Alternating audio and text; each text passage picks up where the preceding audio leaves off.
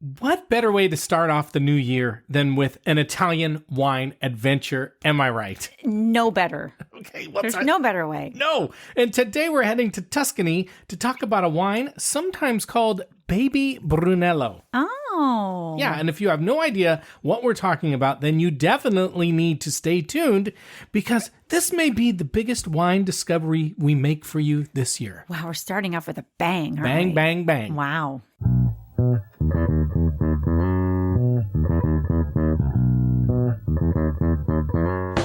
Hello, and welcome to the Wine Pair Podcast. I'm Joe, your sommelier of reasonably priced wine, and this is my wife and my wine pairing partner in crime, Carmela. Hi there. And we are the Wine Pair. Yay. So if you're new to our podcast, here's a quick orientation. Each week we explore a different wine varietal or blend like Peakpole or Zinfandel or Rosso di Montalcino. And we dive into what these wines are, how to make great wine choices, and what makes finding new wines so fun to learn about. Wow. And our goal is to help you expand your wine knowledge in a fun way that's understandable and accessible to regular people. Like us. Yeah, not just wine nerds. No, we're the wine nerds. I know, but we're normal people. We are too. kind of, well. I wouldn't say we're average. No, I mean, we're normal. Come on. All right, and we also taste and review 2 to 3 wines under $25 each and share our scores and recommendations to help you find great wines without breaking the bank. So thank you for joining us, and we're proud to say that Decanter Magazine calls us fun, irreverent, Chatty, and entertaining. Well, Carmela, it's our first episode of the new year together. I mean, we did do one last week, but you weren't in it, so there you go. Oh, wow. And it's our first episode for tasting wine this year. Okay, yes. And as you may have noticed from our orientation, because I laughed and you probably don't know why, those of you who are faithful listeners, we have officially made a change related to the wines we're going to taste and review on our podcast. Oh, really? Yeah, we have increased. Yeah, I'm glad that you didn't notice it since you pay all the bills. We have increased the ceiling for wines we're considering reasonably priced from $20 to $25. Wow. Well, Yeah. because it is 2025. Hey, I didn't even think about that. Yeah, but that could be why you just yeah. thought, you know what, this is fitting. It's fitting, and we don't do that lightly. I'm not going to pretend like paying $25 for a bottle of wine is exactly cheap. Now I am going to be looking. Yeah, but I know you're going to pay even more attention when the wine guy comes to the door. But it's cheaper than buying a glass of wine in Las Vegas. That's all I'm going to say. So true. Are you going to share what you spent on that we went to one Las glass of Vegas. wine? Yeah, and I'm telling you, I paid a lot for a glass of wine. Every wine was expensive. I spent $45 on one glass. You didn't tell of me wine. that until we left. And then I thought to myself, truly, now this is kind of not about that, but I thought to myself, how do people afford getting drunk here? I don't even know how. I mean, like, you can hardly getting drunk. I'm just saying, like, if you want to really get drunk buzz. and making Put you under the and make a few, take out a loan. mistakes while you're there. I know, it's crazy. Wow. Okay, so Las Vegas, let's just say it. It's expensive, bro. All right. But back to the wine and our podcast. Well, we have decided to increase the wine price ceiling for a few reasons. First, wine prices, like you said, Carmela, like everything else, are just going up. I said that? And yeah, well, you know, it's 20, things are more expensive. Okay. And it's potentially even going to get worse. I'm not going to say why, but hey, there you go. You can do your own, reading around for it. Second, it's becoming harder to explore new wine regions and varietals without going above that $20 range. I've been finding that. And so we're still going to aim for wines that are under $20, but we're going to give ourselves a bit more leeway in that top price. And that's honestly one of the reasons, too, why I switched us last year from doing 3 wines per episode to 2. I mean, one was because we were just wasting wine. It's hard for us to go through 3 wine bottles. I mean, believe it or not. I know. It's actually a lot, especially when you It's have a lot. They have a shelf life after you open them. So it's a lot to try and consume very quickly. But the other is, we buy the wines. They're not donated. We don't have any sponsorships. And so, you know what? We got to be a little frugal as we get older. We want to keep doing this too, right? I'm glad you said that. I'm holding you to that. Okay. Oh, wait. Now, Let's keep moving on. Okay. Along with that new information, this is also our first Italian wine adventure for the year of 2025, of course. And it's the very first episode. No, it's the second. Okay, it's the first wine tasting episode. Yeah. Okay. And it's the first one we've done since early September. So it's been a while since we've done one. What's wrong with us? I know. So we have a bunch of Italian wine adventures that we're going to be doing and Italian wines we're going to be tasting because this year We're hopefully going to be going on a trip. Why did you give that face? To Italy. I mean, hopefully, yeah. We're hopeful. No, we're going. We're going. And so today we are learning about and tasting and reviewing the Tuscan wine called Rosso di Montalcino that our listener, Christine T., we have a lot of Christine listeners, she told us about a month ago was her new favorite wine. So there you go. Oh, wow. Now, in the next section of the podcast, because we do have sections. I don't know if you knew that, I'm Carmela. starting to figure it out after 4 years or whatever. So everything's a discovery today. Okay, we're going to talk in more detail about Rosso di Montalcino, how it's made, what's special about it, all those things. But one of the first things we have to mention is that this wine sounds a lot like this wine that we already mentioned, the famous and prized and expensive wine from Italy called Brunello di Montalcino, and there's a reason for that. Okay, give it to me. Rosso di Montalcino and Brunello di Montalcino not only have the same last name, right? They are both red wines produced in the Montalcino area of Tuscany in Italy, and both are made from 100% Sangiovese grapes. So right from the get-go, you know they are similar wines, and that's why... They're related. That's right. They're like cousins, kissing but cousins. Why is one the baby? Well, we're going to talk a little bit about that. It's like you read the show notes. So give me a minute to get there.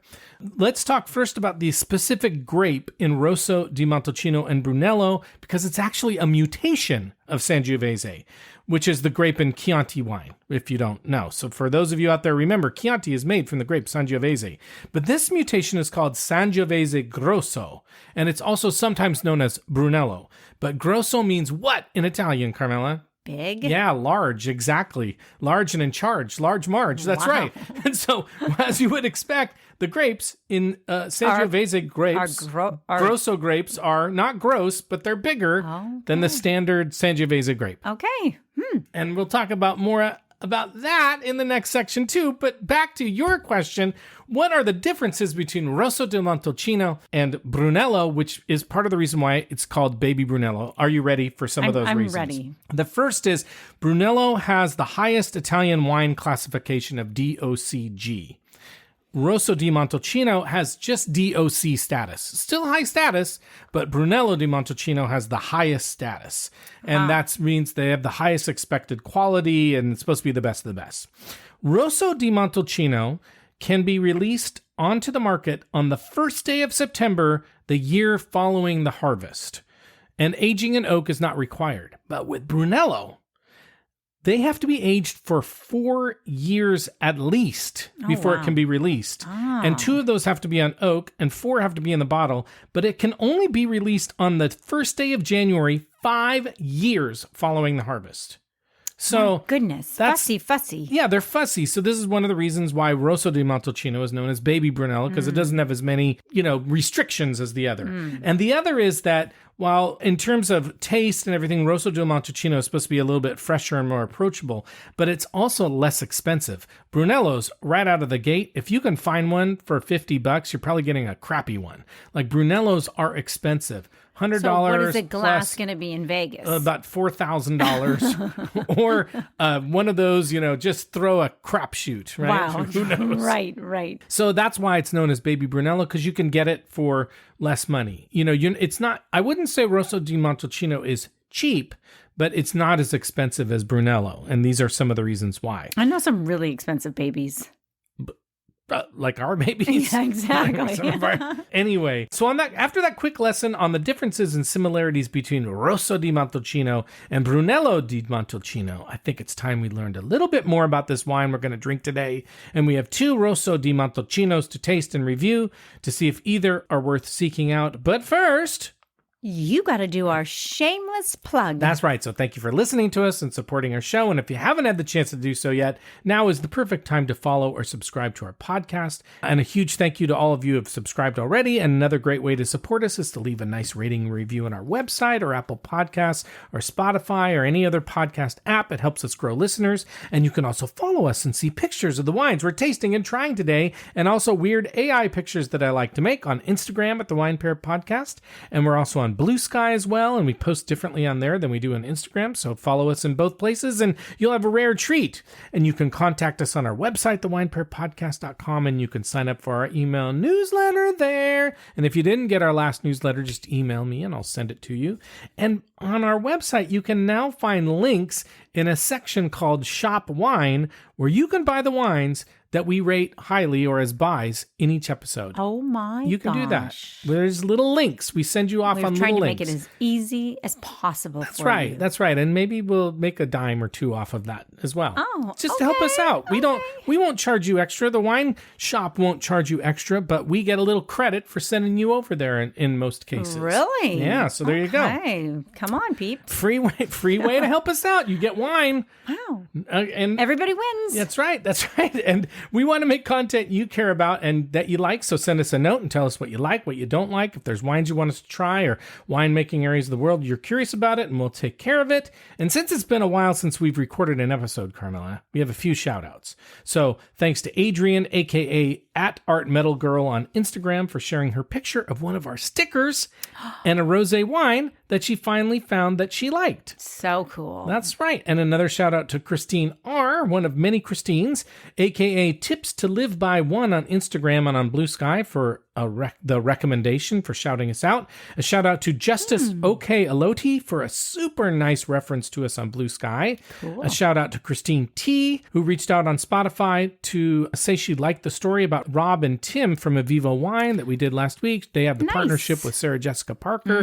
It's a really interesting interview. You can hear about how they got into wine. It was very random how they got into wine. It's super interesting. And one more shout out to Shaker, who runs Nala and always reaches out to share wines and events with us. And then, by the way, Shaker is in LA, and another frequent listener that reaches out to us named Emma. They're both in LA. And so we just want to say, be safe. Yeah, its prayers are with you. That's right. All of our listeners and friends and family and everybody in that LA area or has family and friends in that area, we're thinking about you and hoping everything works out well. So exactly. Very sorry about that. But as we do every week, we'll tell you someone we think you should recommend the Wine Pair podcast to, because the best way for us to grow listeners is by word of mouth when you tell your family and friends about us, because, they're super excited to hear from you. And this week, we want you to recommend us to anyone. Carmela gave me such a look. We want you to recommend us to anyone who's been looking for an Italian red wine to fall in love with, because this may be the red wine to do it. Or maybe they're looking for a baby. Or maybe they're looking for just somebody Italian to fall in love with. I know you did. I know I did. Wow. Because we're both Italian. Again, maybe they're looking for a baby. Okay. I don't know why the whole baby thing is really... You're really on the baby thing. I don't know. She had a dream last night about babies or something. I did? I don't know. No, I didn't last night, but... Anyway, so let's learn a little bit more about just what the Rosso di Montalcino is. And again, let's start with the grape. And as we've said many times, what can make Italian wine and French wine and Spanish wine and Portuguese wines confusing is that they often call the wine after the region, or they name the wine for the region rather than the grape they're made from. And Rosso di Montalcino is a perfect example of just that. So again, Rosso di Montalcino is made from the Sangiovese Grosse grape, means big. And it's, again, a variant of the Sangiovese grape. In addition to being larger, it also has thicker skins. It also ripens a bit later. And it makes a wine that's often considered more robust than regular old Sangiovese, with a little bit more tannin, and while still maintaining a relatively high acidity. And remember, acidity is good for food. Now, Carmela has started laughing, and I don't know why. She's probably going to talk about babies. Go ahead. I'm just picturing this whole robust grape that's big. Grosso. And it kind of looks like me, a little on the large side. That's what she wanted to say. I get it. Baby, grosso. Joe, big baby. No. Okay. I don't know why. I just got the giggles. I guess so. I don't know why. She's so happy to be doing the podcast. I am. Again, I'm just so delirious about it. Actually, it's because we just had a fire insert put in our fireplace, and I think there's gas in the house, and we're all a little lightheaded. I was feeling a little lightheaded earlier. No, only you are, really. So if we pass out in the middle of this podcast, you'll know why. for like 5 minutes. Don't worry. Call the cops. Yeah, Call the cops. Okay. We'll be dead by then. That's right. Yeah. All right. So the next question you may have, Carmela, is why is the wine called Rosso di Montalcino? Why is that wine called that? Right. And why not just call the wine Sangiovese Grosse and be done with it? Okay, I don't know. Such a good question. Right. And it's a little tricky. So let's start with some basics. Rosso in Italian means Red. So you can interpret this wine as being called the red wine of Montalcino, which again is not unique because Brunello is also from Montalcino. big It's red also wine. red wine. Yeah. Now, total tangent. Don't confuse this wine with Montepulciano di Abruzzo, which is made from the Montepulciano grape and comes from Abruzzo. And don't confuse it with Vino di Nobile di Montepulciano, which is from an area called Montepulciano in Tuscany, and it's made from the Sangiovese grape. So it's completely different Okay, than you've lost either me. Rosso di Montalcino or Montepulciano di Abruzzo. But that was the whole point. I wanted to confuse you. Now let's bring you back. Okay. Let's bring you back. Okay. The reason winemakers want to be really picky about calling out the place of the wine rather than just the grape is because the same grape can create very different versions of the wine based on the terroir, which is a nerdy, common but nerdy wine term that means the place. That's all it means. It means a fancy way of saying the place. And in the wine world, the place a wine comes from matters because each place has different growing conditions and different soil and different weather and different sun exposure and different rain and different winemaking techniques and all that kind of stuff. So that's the reason these winemakers, especially in Europe, are so fussy about naming the wine for the place. And in France, they're so fussy that they will even go like, you don't know the wine unless you know the exact chateau. My God. That's how much you need to know. So this can drive people crazy, but that's why we're doing this edumacation right now. And then in the earlier section, we talked about some of the differences between Brunello and Rosso di Montalcino. And again, one is that it has the DOCG designation. And Rosso di Montalcino just gets the C, the DOC. They don't get the G. And again, both of those mean that a wine is from a specific place and is made in specific ways, which we explained, and the G is rarer and held in higher esteem. There are 330 DOCs in Italy and only 77 DOCGs. So one of the main reasons that the wine is called Rosso di Montalcino and not just Sangiovese Grosso is that they really want to keep the wine distinct from other wines made from the same grape, even in the same region. And so this is why. Okay. Fussiness, being particular, Right. and Sounds different quality. Italian. Very much so. Now, we're not going to go into a ton of some of these more granular pieces around DOC or DOCG. We have a lot of links for other information in our show notes. Did you know? Wait, Carmel? what? We have Show notes? Yeah. So if you want to know more, just go to our website, look for this episode, click on it, and you can find the show notes. Lots of links. Okay, but if you look at a map of Tuscany, what you'll see is that Montalcino is like in the south central area of Tuscany, about an hour's drive south of Siena. Okay. Carmela spent some time in Siena I did. as a college student, and about 2 hours south of Florence. So it's a very beautiful area, but it is a little farther south. Now, Tuscany is, of course, famous for Chianti wine, again, made from the regular Sangiovese grape. But you may also ask, what are the differences between Chianti and Rosso di Montalcino, Carmela? What are the differences, Joe? Well, Rosso di Montalcino must be made from 100% Sangiovese Grosso. Chianti is only required to be 70% Oh, wow. Sangiovese. Okay. So a lot of times they are 100%, but they don't have to be. So that's one big difference. Montalcino, it's further south. It is a little bit warmer than the Chianti region. The soil is also a bit more consistent. It's a little more limestone, and that helps with what in wine talk they call minerality. So sometimes it can have a more chalky or rock or even gunpowder kind of taste to it. And regular Chianti, as opposed to Chianti Reserva or Gran Selezione, is often released earlier after harvest than Rosso di Montalcino. So it may not be as robust as a Rosso di Montalcino. And I think the bottom line is this: some people are just not big fans of Chianti. They think it's a little bit light. They think it's a little bit not that interesting. Well, and some people, that's the wine that comes to mind when they think of Italian wine. And they don't love it. And they don't think it's that great. So if you have not yet been exposed to like Brunello or bigger Italian wines like Barbaresco or Barolo or Tarassi, then I think Rosso di Montalcino may be the wine that you want to try next because it's not super expensive, but it is for some people a more robust and better quality wine than Chianti. Not always, but a lot of people feel that way. It's kind of like life. Wait. It may not be that all Italians are bad. I thought you were saying it's like life, like you haven't really tried life yet. Well, it's like anything, you can't date one Italian and think, hey, well, all Italians are a certain way. No. You may date several, as but Carmela some did. Italians do give other Italians a bad name. That's right. Like, right? Yeah, like Phil. What? That's not a Phil the Italian. It's not really a Filiberto. Oh, okay. Anyway, I don't know. On that note, I think it's time to learn a little bit more about the specific wines we're tasting today. What do you say? Let's do it. Okay, so the wines we have chosen for this episode, I got to get used to saying this, are under $25 each. Well, although one of them is a little bit expensive. And both of them should be relatively easy to find because I bought one of them on wine.com and one I bought at a local QFC store, which is a Kroger store. And I also saw some at our local wine shop that I like to go to called Mad Wine or Esquin here in Seattle. And I also, just on a side note, picked up a bunch of wine there for future episodes. Always good. She's super happy about that. But always good to go to your local wine shop and shop for wine. Support local. That's right.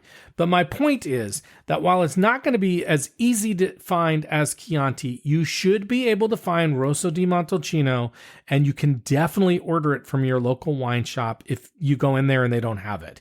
But I think they probably will. And again, I think you can find it for under $25. I will say finding under 20 is a little challenging. It is a little bit more expensive wine, but it's still not super expensive. It's less than a glass of wine in Vegas. True.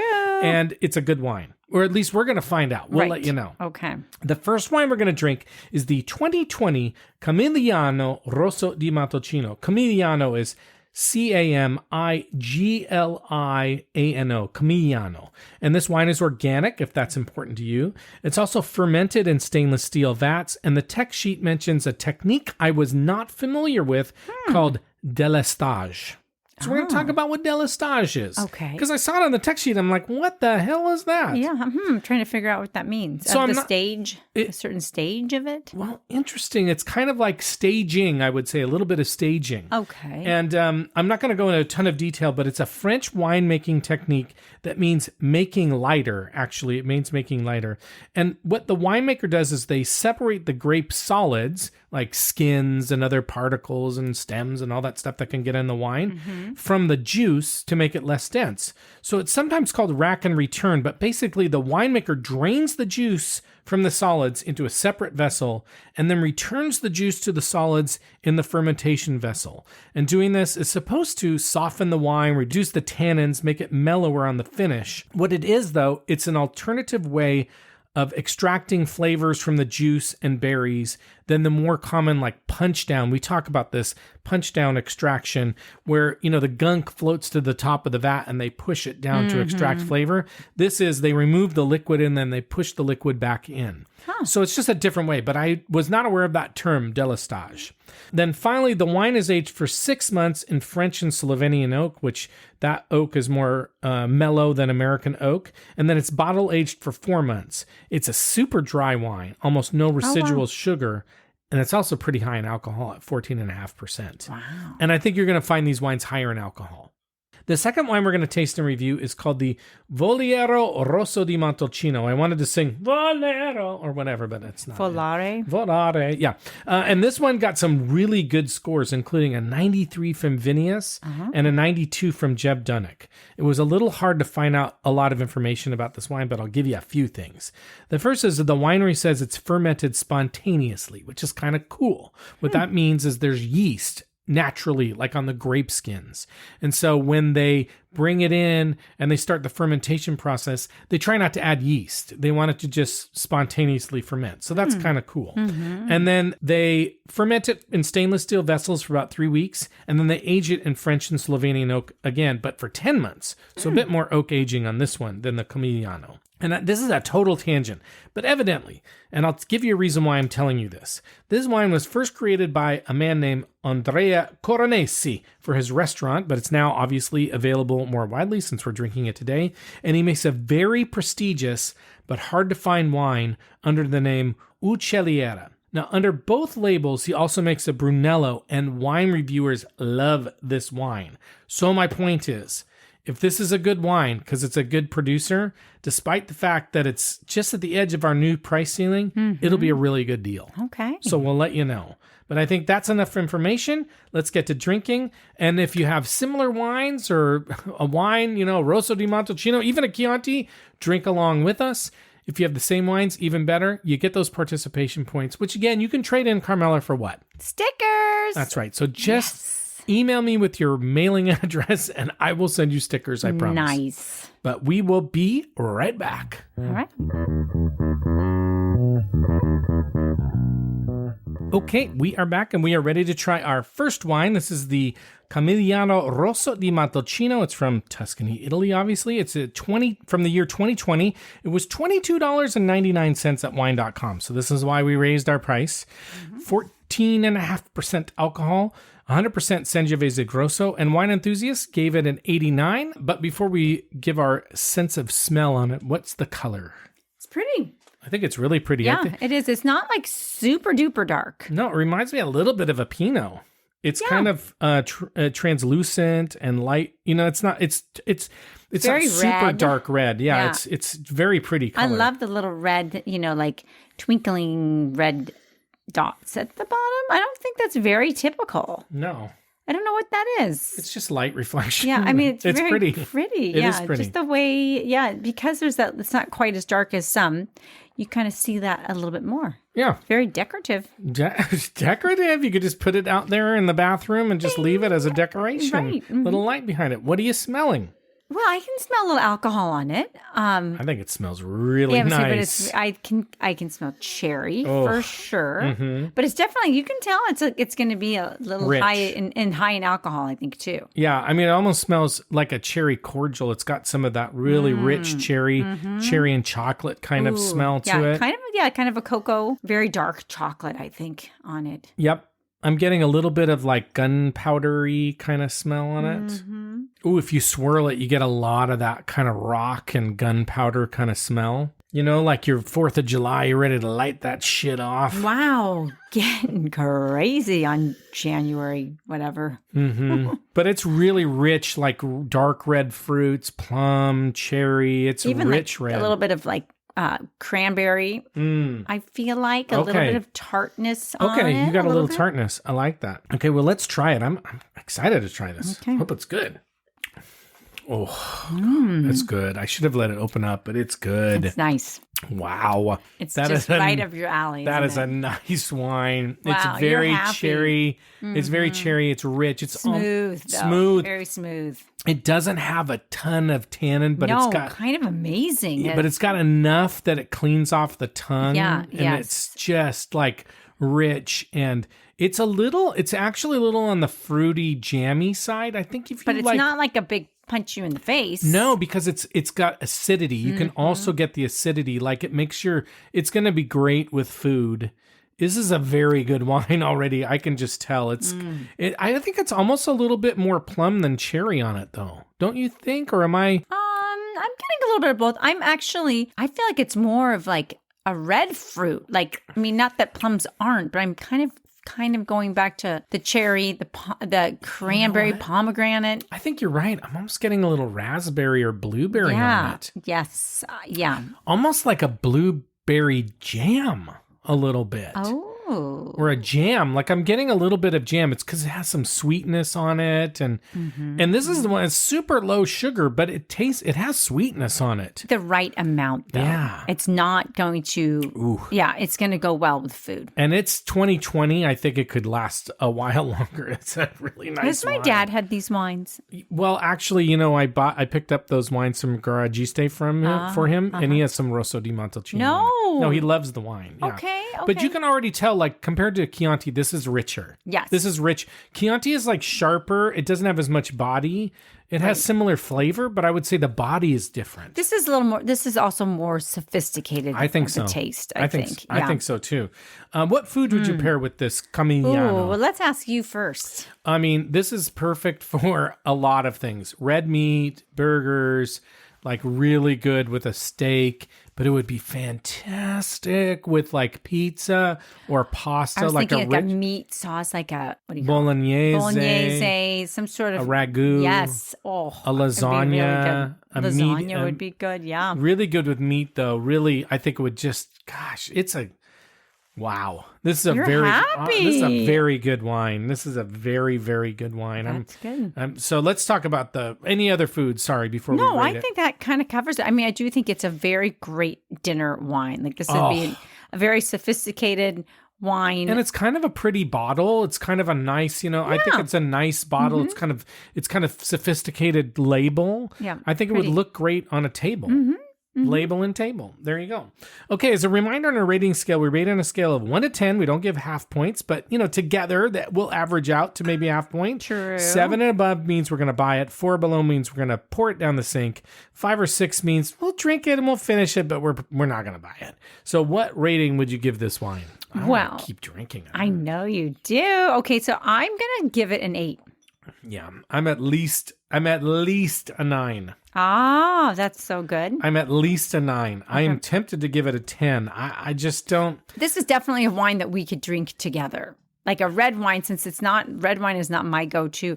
I would enjoy this wine. Yeah, to me it has like tinges or shades of a Pinot Noir. It does. It's that fruitiness, that really nice light fruitiness without overpowering tannins. Like, right. They got it right. It's very balanced. Super balanced, super smooth and balanced.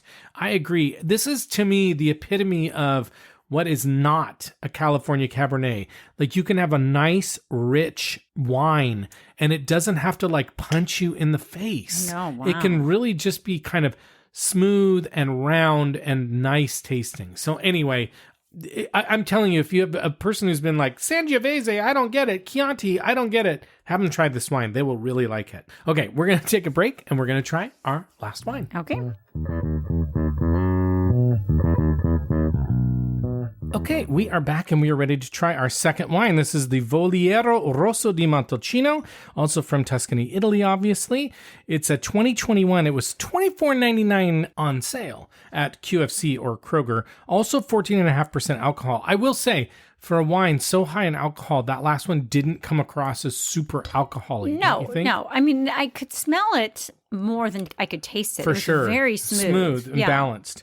Like you said. Sangiovese Grosse was the grapes. Vinius gave it a 93. Jeb Dunnick gave it a 92. Let's talk about the color. It's pretty similar. I think it's similar. I think it might be a little duller than the last one. Maybe a little bit. Sometimes it's some of these wines when they're a little like they don't have the vibrancy. They look almost a little tint of brown. Yeah. Like around the edge or something. Now, what's interesting is this one's actually younger, and they're too young to get that kind of brownish oxidation on them. Right. But sometimes you'll really see that with an older, like a Barolo or something that's 15 or 20 years old. You'll really see that kind of browning. But this is less. It's just, to me, it's a little like muted. Maybe around the edges a little bit of that brown. Okay, what do you smell? So this one is, I'm getting a little more smoke on it. Again, it's very nice, pretty similar, but I'm getting a little more. It's a little more tamped down, I think. It is. You know? It is. It's almost like I agree. It's almost like a tamped down version. On the swirl, I'm getting that gun smoke and slate and that that kind of smell on it. Yes, it's definitely the swirling brings out some of that, a little more of the bouquet. I'm getting a little bit of rose. Yeah, a little rose. Yeah. I agree. A little rose, a little cherry. I was initially thinking almost strawberry. Yeah, a little bit. Still, it's still definitely the same fruity, jammy. And this could be an example of a wine. So sometimes they talk about, the wine needs to open up. So this is a year younger, and we didn't open up these wine bottles ahead of time, and we should have. I should have had them open for about 20 minutes before we started to drink them. I have a feeling this wine is also not, a nerdy term, opened up. Like it probably would have been really good for me to decant it and let it aerate a little bit. So I kind of feel like part of it is this wine hasn't quite opened up yet. nerdy wine talk. We haven't tasted it though. I know, but I'm just saying, I bet With the in smell. 45 minutes, this wine could be like, knock your socks off. Whoa, too cold for that. No, you're right. Anything else you're smelling? I think it does. It's nicer just the more it does sit. Yeah. So I think we should have opened it up. Okay, well, let's taste it. You know More what? tannins on this one. More tannin on this one. I think it's tight. I think it's too tight. I think it does need to open up a little. It's got really nice flavor. It's actually a little bit more my style in that It's more acidic. it's more acidic and more austere. It's not as fat. It's not as round as the other one. That other one is just a mouth, like a mouthful of joy. Yeah. This one is more like, it feels more serious to me. It's more of a serious one. Some people may find this, though, less interesting because it's not quite as fruity and juicy. Yeah. True. But with food, I was just saying, this actually might even pair even better with food. Almost like you really need to have food with this. Yeah. To really get the full benefit of this glass of wine. I agree. But I do think it's young and it needs to open up. I'm going to say that for the 14,000th Okay, so wait. time. You think it's... I think it could open up. But flavor-wise, really nice. It is juicy. It is more, but it's a little sharper, a little more austere. Cherry is what I'm getting, and rose. I am tasting rose. Yeah. Almost like you ate a rose petal. Or, interestingly enough, I don't know what it actually tastes to have a rose petal, but it kind of tastes like that. I agree. The other thing is this wine on the back end, you get rock. I mean, you're getting like chalk or rock or something like... Or even like, I'm almost getting a little bit of like ash, like from a fire. I like that. Or gun smoke. Like, like you let off a firework and you get kind of that smoke in your mouth a little bit. I think it's the more I taste this wine, the more I like it. This is a little bit more my style. This is a really good wine. Okay. These are, I'm just going to say right off the bat, these are two fantastic wines. Yeah. These are amazing wines. Are they going to be in the rotation? Oh, I mean, these are great wines. Are they takeover wines? Well, here's the thing is that, my goal in life is to find wines that are in that like $20 range. That's your goal in life? Yeah, that taste more expensive and that can age but that you don't have to break the bank to like have them in your cellar. These wines are perfect. They are perfect. If you bring them out to your friends, they will love them.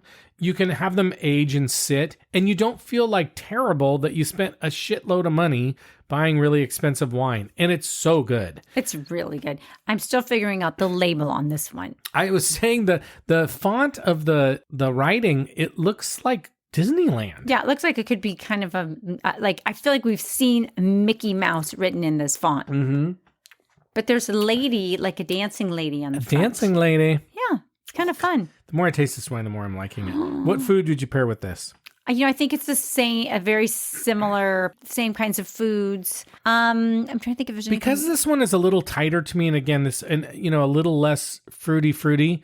I think it actually could go with a lot of foods. Like, I think it could go with spicy foods, like calabrese foods, like a spicy Italian food, spicy Thai food. I think it could actually stand up. Hold up to that. Yeah, and you could chill this wine just a slight bit. It's, again, I'm getting like sort of hints of Pinot Noir on this wine. But I do think like this would, again, be really good with pizza. Oh God! Like a really, but a wood-fired spicy pizza too. Ooh. Like you said, like a soprasata, or that really spicy Calabrian chili, and you get that nice char on it from a wood-fired oven. Be really good. Holy moly! Yeah. These are great wines. Nice job, Joe. I know. Well, nice job, Christine. But what rating are you going to give this wine? I'm going to also give it an 8. Like I could give it a 9. I'm kind of getting close, especially for my taste. Like I hope you start serving this more when we have Sunday dinners. I am so close to giving this a 10. Oh my! I need to think about it. I am really, it's minimum a 9. Hit the big time, Voliero. Minimum 9, but to me, it's such a Joe wine. It has Joe written all over it, huh? I'm giving it a 10. Oh my God, people! Did you hear that? It's so good. I mean, when was the last time you gave a bottle a 10? Last year, we gave one wine a 10. You and me, or just you? I was the only one that gave a 10 rating, and we only gave it to one. I only gave it to one wine, but you didn't give it 10. No, you didn't give any. Heck? is wrong with me? All right. So, Carmela, which of these wines are you finishing tonight? You They're know both what? so good. I was going to say, whatever you want to have, I'll have the other one. Okay, Because well. I like them both. I think the Camigliano is a little bit more up your alley. I think so. It's a little fruitier. Yeah, there's a little bit. Yeah, I think that you're right. A little juicier. Okay, I'll take it. Okay. All right. Let's talk about the taste profiles expected from Rosso di Montalcino. Okay. In general, it's red cherries, cranberries, pomegranate, raspberries, and plums. There can be floral notes, violet, tea, also thyme, sage, balsamic, tomato, spice, vanilla, graphite. Graphite's like pencil. Right. Tomato is interesting. I wasn't On this getting last one, interesting. Wasn't getting the vegetable. Like you sometimes you say that, like you'll taste a little vegetable on but it. there was almost a little tomato on this last one in a nice way, like a nice tomato taste. Yeah, kind of a sweet tomato. Sweet tomato. Okay. Sweet one. The Camigliano wine enthusiast says this young, juicy red offers aromas of grape must, ripe berry, and blue flower. Tangy, chewy palate doles out succulent marasca cherry, spice blackberry, hints of baking spice, along solid, close-grained tannins. John Federa says, in the glass, a pretty medium violet color, really pretty nose, so fresh. Crushed berry, soft sandalwood, that's a good. Touch of vanilla and fresh flowers. My first reaction was wow. Beautiful wild berry, touches of vanilla, raspberry, and dusty mineral are just splendid. Fresh, ripe, pretty sweetness, juicy, long finish. Nice. So we got some of that, but what that guy said, exactly what we said. It's amazing wine. The Voliero, the Vinea says dusty, floral, and impossible to ignore. The 2021 lifts from the glass with a gorgeous bouquet of rose petals, dried cherries, and autumnal spice. Silky yet pure and lifted, it flows across the palate with a tactile blend of red wild berries and minerals. Saline tinge, I agree with that. Coat of fine tannins, I agree with that. Jeb Dunnick said, these wines from Voliero are expressive of their southern locale, fresh with sun-ripened herbs, tobacco, and perfectly ripe red plum on the palate. It's medium to full-bodied, fleshy fruit, ripe tannin, structured finish. A lovely wine. It will be great to drink over the next 5 years. I agree with that. I think this wine, both of them, I think you could have in your cellar for 10 years. You'd be totally fine with them. They are a great investment. They are fabulous wines. I love them. Yay! What's your vote on Rosso di Montalcino? Oh, I'm so happy with it. In fact, I think this is a good one for us to drink together. I agree. We both are enjoying it. Every once in a while, I will serve. There's that one that's got the blue label. I don't know if you remember this one. It's Sangiovese Grosse. It's fantastic. It's a great wine. So I would just say again, if you have friends out there, they're like Chianti. I don't know if I like it that much. I don't know about Italian wine. Have them try this. Have them try this. They will change their minds. Yes. Okay, Carmela, it's time for us to go, but before we do, we want to thank you very much for listening to us. Now would be a great time to follow or subscribe to our podcast, a great time to leave us a nice rating and review, a great time to tell your family and friends about us. We'd also love to hear from you about a wine you want us to taste and review. You can leave a message for us on our website, thewinepairpodcast.com. You can join our email newsletter there. Again, if you missed our latest newsletter, email me. I'll send it to you. You can reach out to me at joe@thewinepairpodcast.com. Send me a note with your mailing address. I'll send you stickers. Go to our website, look for Shop Wine. I'll have these wines up there. You just click on them and buy them. You get them at the regular price. We get a little offset the cost of our podcast. But with that, we're going to sign off. So thank you again. We'll see you next time. And as we like to say, life is short. So stop drinking shitty wine. Ciao, ciao. Ciao. Arrivederci. And the happy ending at the end of our story.